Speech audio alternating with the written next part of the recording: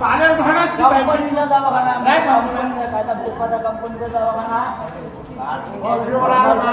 पैसे दे आणि मी म्हणते पैसे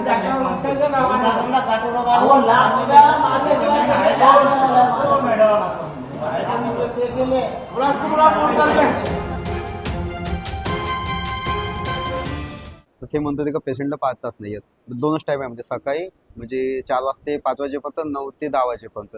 आम्ही त्याला तर बहुत फोर्स केला पण ते नाहीच म्हणतो ते आम्हाला जाच असं म्हणजे रूलच नाही म्हणजे इथं जायचं.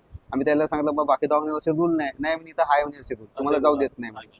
त्याच्यानंतर आम्हाला मग 9 वाजता गेले तरी पाहू देत. मग बातमीने आम्ही जबरदस्ती गेलो ते येतच नव्हते. त्याच्या थंबशिवाय ते दरवाजा नाही खुलत. तो थंब आहे थंब लावल्याशिवाय दरवाजा खुलत नाही. थंब लावलं त्या बाईला जबरदस्ती आणलं. थंब लावलं तेव्हा आम्ही अंतर जाऊन पाहिलं तर पेशंट डेट होऊन पूर्ण डेट आणि दवाखान्यात हो लपवलं 5 वाजताच मरण पावले. 4 वाजता मरण पावले. व्हेंटिलेटर लावून होते व्हेंटिलेटरवर होते आणि बॉडी पूर्ण म्हणजे आम्ही आमच्या हातासोबत जबरदस्ती बी केली ना हातापायी पण केली आमच्यासोबत. हातापायी गेली तेव्हाच आम्हाला अंतर जाऊ दिला.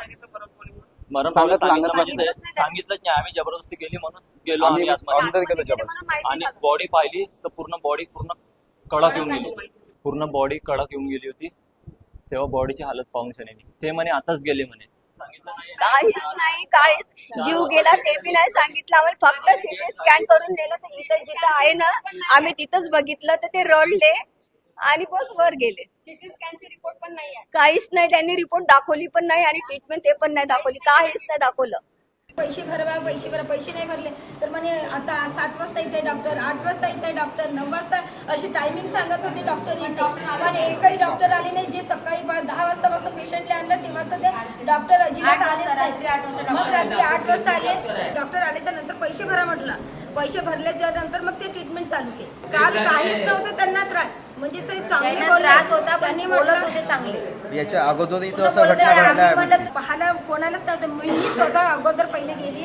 त्यांनी म्हटलं मला की बा मामीजी म्हणते तुम्ही म्हणते पहिले खाली जा ना माझी ट्रीटमेंट होऊन नाही राहिली म्हणते पण तुम्ही खाली जाऊन सांगा म्हणते सगळ्यांना म्हणते.